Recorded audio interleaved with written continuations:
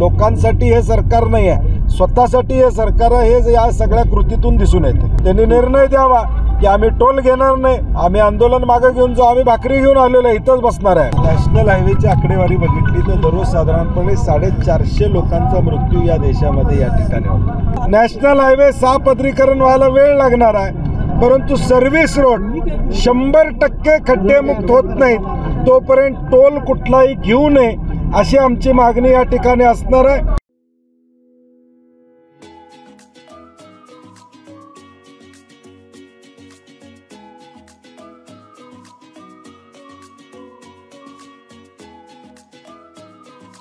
मला काल आता गडिंग्लज, चंदगड, आजरा या लोकांचे फोन आले, ते देखील काही निपाणीच्या आद्रीवर असणाऱ्या तिथं देखील काही आंदोलन त्या ठिकाणी करणार आहेत, कारण की बेळगावपर्यंतचा रोड ह्याची देखील अवस्था अशीच त्या ठिकाणी झालेली आहे। आणि म्हणून नॅशनल हायवेवर जे काही काम चाललेलं अत्यंत सुमार दर्जाचं काम चालू आहे, त्याला आम्ही विरोध करण्यासाठी रस्त्यावर आलो। एकीकडे आमदारांना संपर्क साधण्याचा प्रयत्न केलेला आहे, नाही सरकारी अधिकारी बोलतायत, परंतु शेवटी निर्णय दिला पाहिजे।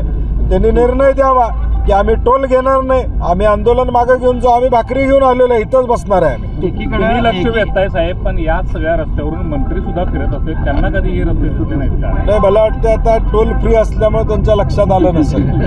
एकीकडं मोठ्या नेत्यांना आपल्या पक्षात घेण्यासाठी चढाओढ सुरू आहे, त्यासाठी पैसे खर्च केले जात आहेत, मात्र हे सगळे रस्ते जे गरजेचे आहेत ते करण्याकडे तर कुठेतरी सरकारचं दुर्लक्ष दिसते का? काय भूमिका वाटते? नॅशनल हायवेची आकडेवारी बघितली तर दररोज साधारणपणे 450 लोकांचा मृत्यू या देशामध्ये या ठिकाणी होतो। 50% त्यातले मृत्यू हे गोल्डन आवरमध्ये मेडिकल ट्रीटमेंट न मिळाल्यामुळे होतात अशी वास्तवता आहे। आणि म्हणून अजून देखील हा क्वाड्रिलॅटरल ट्रँगल आहे, हा प्रचंड जुना हायवे आहे, आज या हायवेची देखील दुरावस्था आहे। सरकारच्या प्रायोरिटीज वेगळ्या आहेत, लोकांसाठी हे सरकार नाही आहे, स्वतःसाठी हे सरकार आहे, हे या सगळ्या कृतीतून दिसून येते। एकीकडे शक्तीपीठ महामार्गासारखा प्रकल्प जो आहे तो एवढ्या जोरदार पद्धतीने केला गेला, मात्र हे सर्व्हिस रोड मात्र नाही, आम्ही पहिल्यापासून म्हणतो शक्तीपीठ महामार्ग कॉन्ट्रॅक्टर दार्जिन आहे, कॉन्ट्रॅक्टरनं समोर ठेवून केलेला आहे।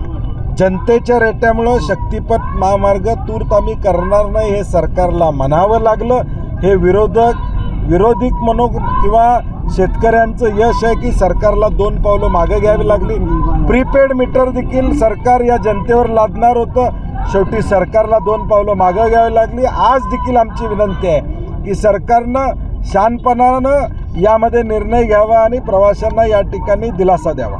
सामान्य माणसाला प्रचंड वेळ जातो, सामान्य माणसांचं पेट्रोल डिझेल त्या ठिकाणी वाया जातं, ट्रान्सपोर्टच्या माध्यमातून जे साहित्य जाते ते देखील त्या ठिकाणी वेळेवर पोहोचत नाही। प्रचंड खड्डे, ज्या खड्ड्यांचा विचार जानेवारीमध्ये करायला पाहिजे होता, 6 लेनिंग करताना सर्व्हिस रोड हे चांगल्या दर्जाचे करणं अपेक्षित होतं, त्यामुळे ते झालेलं नाही।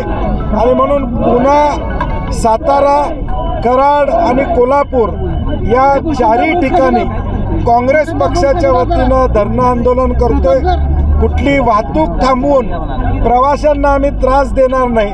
आमची शासनाकडे मागणी आहे की हे रस्ते सुस्थितीत करत नाही तुम्ही, नॅशनल हायवे सापदरीकरण व्हायला वेळ लागणार आहे, परंतु सर्व्हिस रोड 100% खड्डेमुक्त होत नाहीत तोपर्यंत टोल कुठलाही घेऊ नये अशी आमची मागणी या ठिकाणी असणार आहे।